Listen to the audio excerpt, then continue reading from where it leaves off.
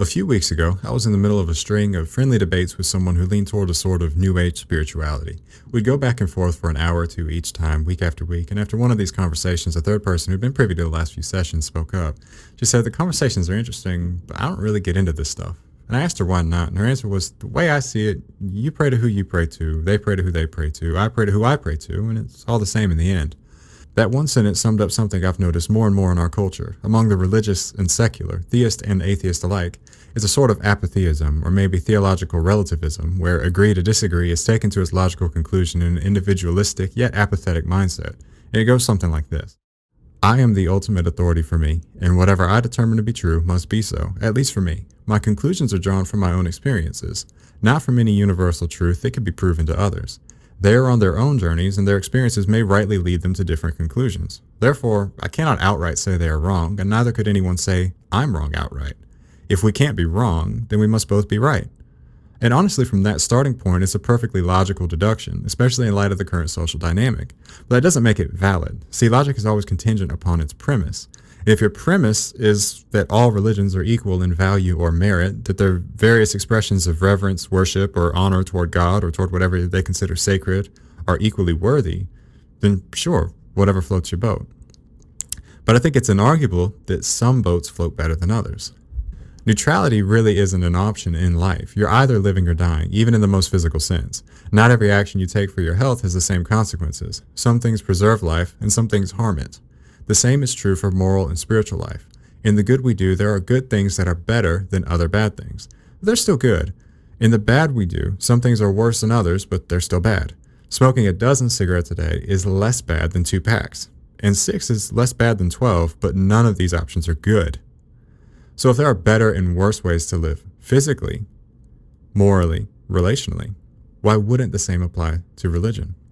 If we presuppose that God exists and that he has any interest in human affairs, or even if you prefer to say, quote unquote, the universe has a purpose, then we can either live in accordance with that purpose or in discordance with it.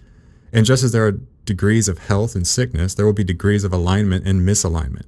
If that's the case, it follows that some forms of religion will be better, more pleasing to God, and others worse, or even distasteful to God.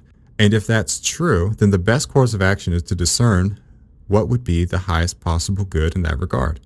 Here's where theological relativism runs into a wall. Truth, by definition, can't contradict itself. If one religion says God is personal and another says God is impersonal, they can't both be equally right. At least one is wrong, maybe both, but at least one is wrong because they can't both be correct.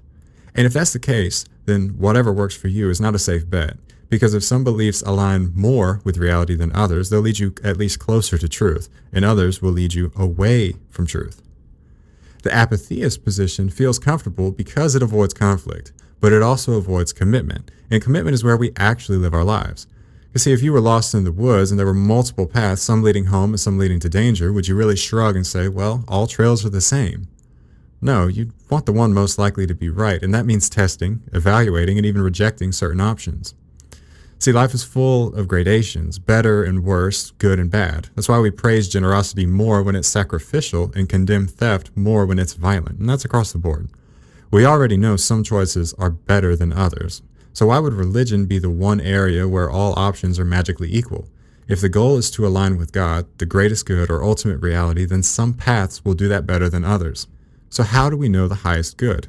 So this is the real question, and it's here where many people throw up their hands and say, well, we can't know, so why bother? But we don't live that way really anywhere else in life. We make big decisions, whether that be medical, financial, or relational, without having perfect certainty. We act on the best evidence we can gather. And the same applies here. I mean, we can identify what we're aiming for, whether that be truth, purpose, or reconciliation with God, and we can compare the claims of different belief systems and test whether they're internally consistent. And we can see what kind of people and societies they produce. And we can ask whether they match the reality we observe in the world and in ourselves. And so here's why it matters. Because if we skip this process, we risk living and dying disconnected from the very purpose we were made for. It's not at all unloving to say, I think this belief is closer to the truth. In fact, it is an act of care. Just like a doctor warns against smoking, not to judge, but to help you live longer and better. And disagreeing with someone's beliefs doesn't necessarily mean disrespecting them. You can treat someone with kindness and dignity while still being honest about where you think the truth lies. So the apatheist mindset asks nothing of us but politeness. But that's a shallow comfort. Truth, if it exists, will be exclusive because contradictory claims can't both be right.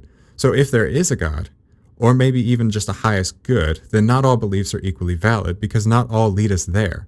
Some will lead us closer, others further away. And if that's the case, the most reasonable thing we can do is pursue the path that is truest and therefore best.